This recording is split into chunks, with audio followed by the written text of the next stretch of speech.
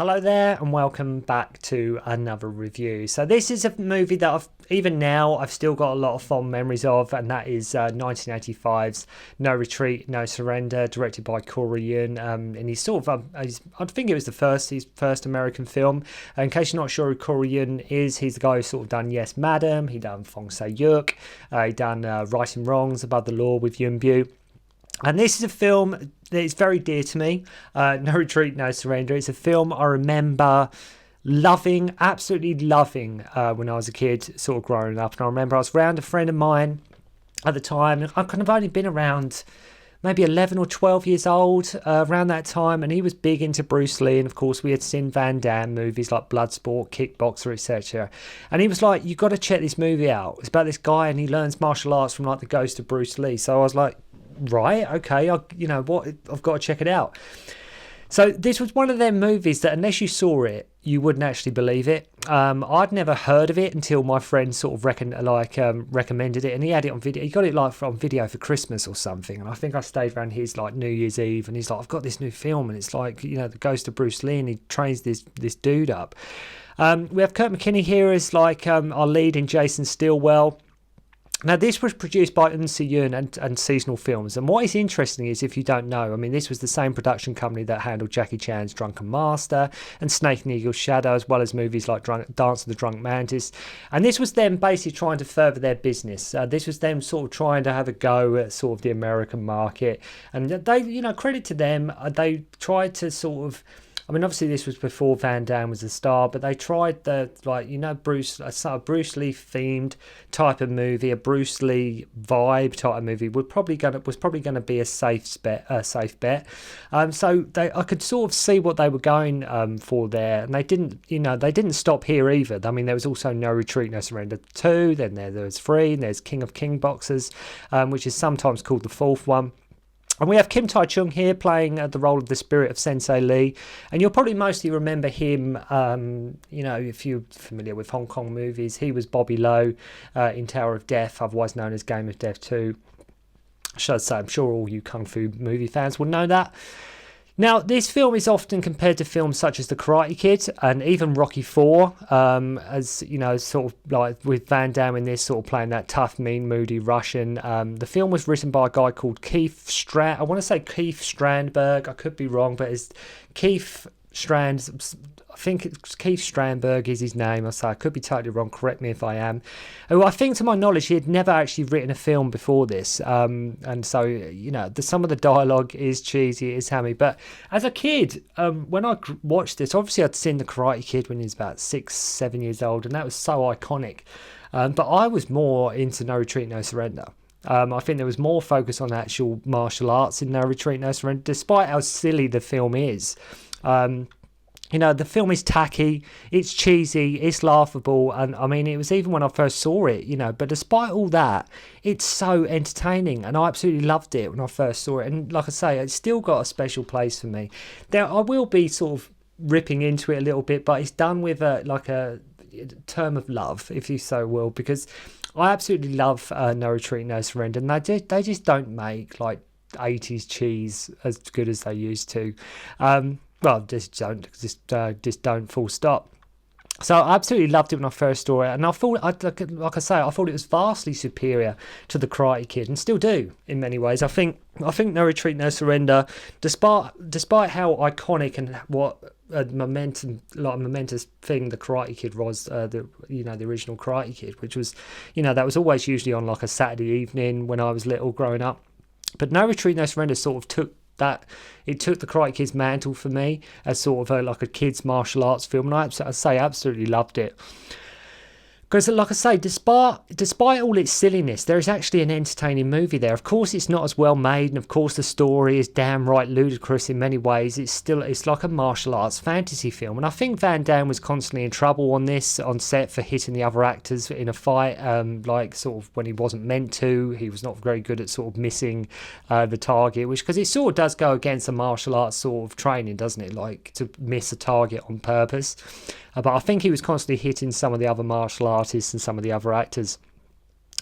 I think at one point he even knocked Peter Sugarfoot Cunningham. I think he knocked him unconscious at one point. So that was probably a bit of a bad day at the office. Well, I think it took him out of a roundhouse kick or something like that. So if you imagine being floored by a Van Damme roundhouse kick, ouch.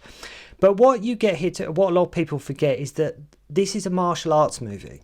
And that's where I think No Retreat, No Surrender is. I know Karate Kid is, but I think No Retreat, No Surrender, credit to Korean, they do try and give off, it is very much a martial arts movie. Yes, you got the kid who's being bullied by others and his dad doesn't listen and his parents, they're not interested in his problems and he's trying to be a better man and he's been given a hard time.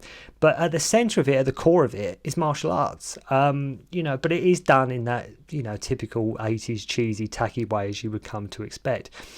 But it's about learning this film, and it is about discipline. I'm sorry, but if you said you'd rather watch Karate Kid over this, I mean, no. I think this is a better movie. I would pick this every time. I love the Karate Kid growing up, but No Retreat, No Surrender has just always been superior to me. Plus, as well, the film it has more fights than the Karate Kid, but the action and choreography is vastly superior. And I don't want to compare them both, but like I said, I have a soft spot for this movie, and you can't. This film is often compared to the Karate Kid because it was sort of fitting into that sort of template. But I think they're two different movies, really. I will be looking at the longer cut here today, not the shortened theatrical version. I will be talking about the longer cut of the movie. So if you're not too familiar, it doesn't really matter. But if you have seen this movie, there's sort of a theatrical cut with like odd bits and pieces cut out. But I'll be talking about the longer version here today. So we meet Jason Stillwell at his father's karate dojo. They make a point that he is a fan of Bruce Lee and Jeet Kune Do right away. So as always, his dad is being threatened by the crime syndicate who want to take over his dojo. They start a fight, and Van Damme, as Ivan Krasinski, breaks Jason's dad's leg. As I say, you get faster and better fights in the first 5 minutes of this movie than you do the whole of the Karate Kid. So his dad is laying in hospital, and what can I do? How can I get out? I think that's one of the scenes that was cut from the theatrical version when his dad you'd actually see his dad in hospital, and he's sort of contemplating what can he do? How can he get out of this mess? And he's having this little monologue to himself, and the idea is to run away and move to Seattle. And managing to sort of take everything they own in a U-Haul as well, I might add. And Jason, as soon as he arrives, he meets RJ, and we also meet Scott, the bully, played by Kent Lipham, and who is just standing there watching them eating cake for some reason. There's a lot of sometimes with the bullying that happens in this movie, if you recall, my Born to Defense movie, sometimes they're just giving them a hard time just because they're just giving them a hard time. So, like I say, he's just standing there for whatever reason in the middle of the road, just eating cake. And RJ gives Jason his they go to the back of the garage, and RJ gives Jason his Bruce Lee rap and shows him his breakdancing skills. And now Scott, when they're talking about the bullies, he just hates RJ, right?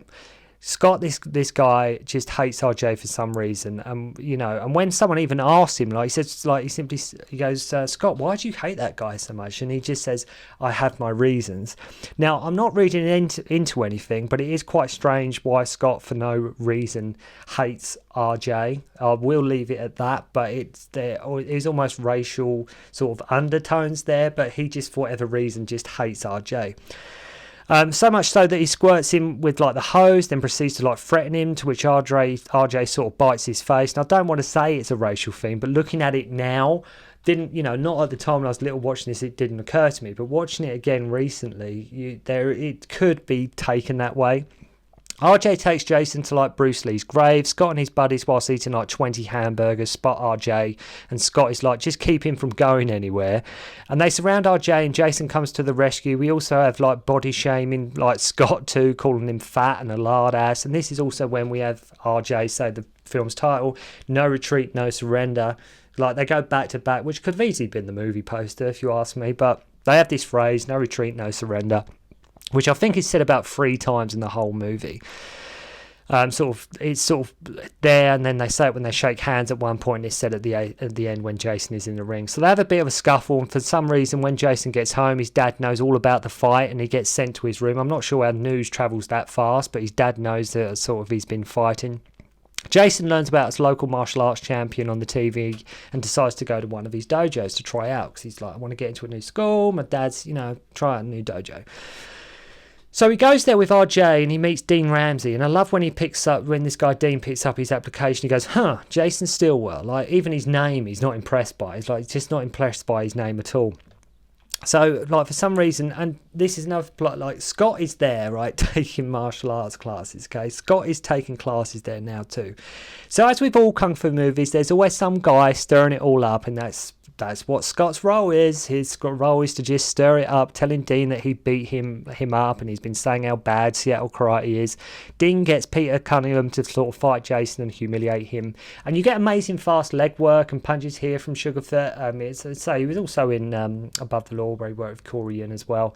He, of course, worked. That was actually made, I think it was a year after this, 2 years, probably a year after this. And I have to love how Dean doesn't even want to hear RJ's and Jason's side of the story. Like, just believes Scott right away. But the Scott is the most interesting character in the movie because, like I say, his motives aren't clear. And for whatever reason, he gets on the team of these martial artists. Really, he can't fight at all. But for whatever reason, he fits in with them for some reason. So Dean believes right away what Scott tells him. So at Kelly's party, who's Jason's girlfriend, in case you didn't know, Dean turns up and his character totally changes. Like, he turns into a total bully, like, jock guy, even trying to manhandle and grope. Bear in mind, Kelly is his sensei's sister. He's trying to, like, sort of manhandle and grope her. So it's never explained if Ian knew Dean was, like, propositioning his sister in any way. That's not expanded upon, because him and Dean, they're at the same school, but like, that's your sensei's sister, and you're like, she's obviously not interested. But like I say, his character totally changes. Like, he was a respectable sensei, Dean, and now suddenly he's a complete arsehole. So this is where the film begins to have a lot of plot holes. Why on earth would Dean and Scott suddenly be friends? If Jason has been dating Kelly, how come he didn't know that her brother was a local champion? If Kelly lives in Seattle and Jason is from California, why did they just, what did they just do a 1,500-mile drive every weekend to see each other? Okay, they could have flown, but it's not really explained when Jason met Kelly, how come he didn't know that her brother was a sensei? All these things, like, why on earth would Dean and Scott suddenly become like really tight buddies all of a sudden? Just doesn't make sense. Also, one of the scenes here, you can clearly see the boom mic above the shot as well. So Jason buys Kelly a rabbit she made a fuss of at the pet store the other day, she says. So they obviously have been seeing each other, though never explained how they met. Though I think Kelly says something about last summer at one point, like they met last summer. I mean, even Ian doesn't know who Jason is.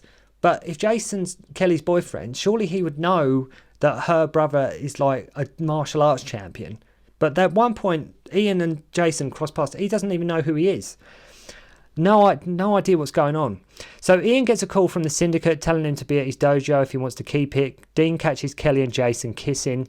Ian Riley gets threatened by the syndicate. Dean beats up Jason, sending him flying into a table, and he sort of runs off. Right, this is where he gets beaten up, he gets shamed, he's embarrassed. It's a bad moment for Jason at this point.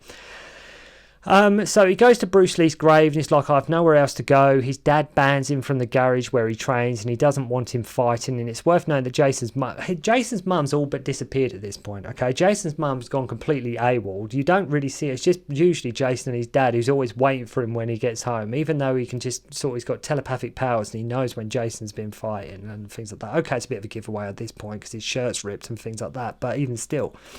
So his dad comes home and he's like, he comes home to his dad and his mum's disappeared. Upset and distraught, Jason runs to RJ's, who tells him about this old empty house he can use to set up his training gear. And after setting it all up, Jason falls asleep and Kim Tai-chung as the ghost of Bruce Lee appears. So, it is what it is. It's Bruce Lee's ghost training this dude. Take it or leave it. So after throwing some water on the floor and doing a 1-inch punch, he tells Jason his training begins tomorrow. At this point, of course, you aren't sure if Jason has taken some like hallucinogenics or he's like smoked something he shouldn't have done.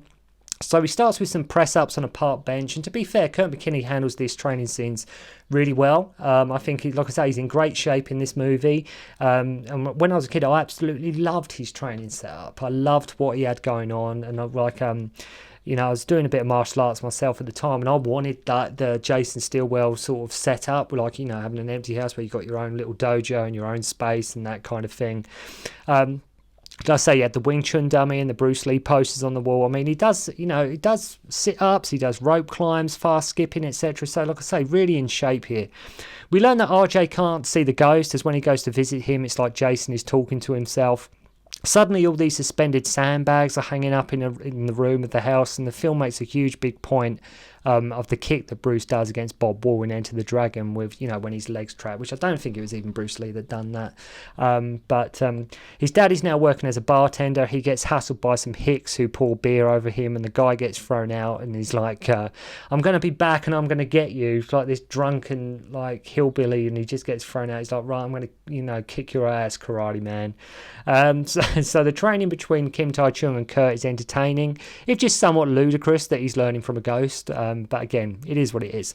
So after Jason is able to do the high kick, the ghost disappears. So they really do put emphasis, the last part of the training, on the kick that he does against. You remember when Bob Wall grabs Bruce Lee's foot and he sort of flips over. They make a real big point about that kick.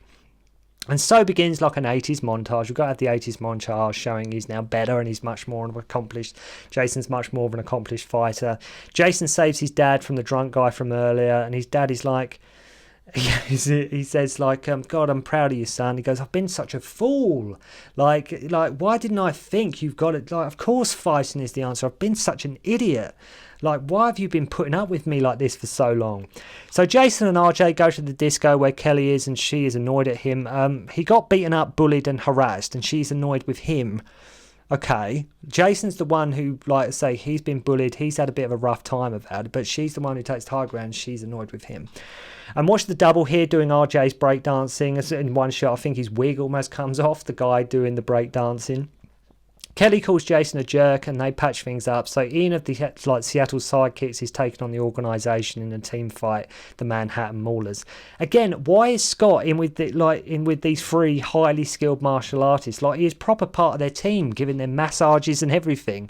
And what is interesting, you see all these Maulers like warming up, and none of them actually get to fight, as it's Van Damme who does all the fighting for them. Van Damme, Ivan the Russian, he comes in to do the fighting, but these three you think, okay, it's going to be 3 versus 3, but they don't. I say they warm up and that's it. Like, why even make a point of having them there? Just have Van Damme. Jason and his dad recognise the Russian. They try to warn Ian, but he's sort of having none of it. Dean gets annihilated by ring out. Cunningham goes in, and it's a great speedy sort of encounter from the both of them here with Van Damme, and it's a good fight. It's just unfortunately over so quick. Though as a kid I loved the end fights here. You do actually get sort of 4 fights. So the announcer says it's winner take all for the final round. Ivan does actually beat Ian, so he does actually sort of technically win, though he does strangle Ian with a corner peg and kick the referee out of the ring. So maybe the rules have sort of gone out the window at that point. Maybe it's like, you know, all bets are off at this point once he's kicked the referee out and used like a corner peg to sort of strangle somebody. Jason now jumps in the ring. Even Scott gets involved at one point and tries to bite Van Damme. Kelly tries to smash his head in with a chair, and it does try to be like Rocky IV here with the ending. Van Damme rips his gloves off as he goes proper mad at the end, and we get flashback to sort of like Jason's training like a kung fu movie. And to be fair, Jason does get his ass kicked until like RJ shouts the infamous "No retreat, no surrender." Jason wins by doing the Enter the Dragon flip kick, which Sensei Lee made a big point of teaching him, so you knew it's going to come in handy. And it always amazed me how so many in this movie, and like Karate Kid, it always amazed me how so many people in these like small towns go to these martial arts tournaments. Like, all of a sudden everybody's interested in the local martial arts. I mean, you know, I've rushed through it, but it's a film you've got to see. It's pure 80s silly fun. Van Damme in a very early role.